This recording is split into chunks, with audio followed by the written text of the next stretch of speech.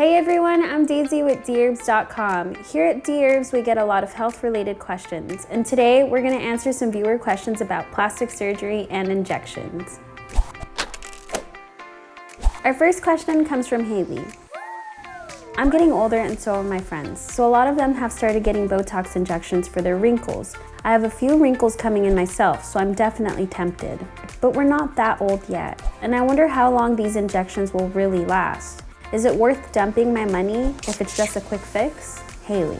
Haley, this is a fact. Botox is effective at reducing wrinkles because most wrinkles are caused by active muscle movement under your skin. And Botox temporarily paralyzes the muscles in your face so they move a bit more sluggishly. This paralysis is temporary though, and touch-ups are required sometimes as early as 2 weeks later, but more often after 3 to 6 months. Ultimately, it's up to you to decide whether the happiness you get from fewer wrinkles is worth the cost to your bank account. Our next question comes from Savannah. Hi Dherbs, you know that BBL? I've been looking into it for a while. I can't afford it here in the US, but I really want it. Is going out of the country really so bad? Savannah. Savannah, this is a fact. Brazilian butt lifts already have an unusually high mortality rate for plastic surgery procedures because it's possible to accidentally inject the transplanted fat into a blood vessel, which can then travel and cause life-threatening clots anywhere in your body, including triggering a stroke. Going to another country isn't bad in and of itself, but if you're using a cheap, uncertified surgical center, the odds of you having really experienced surgeons and access to emergency care if something goes wrong are lower than what you want them to be. It's probably a better move to see if you can save up for the most legit provider you can afford than rushing into something dicier.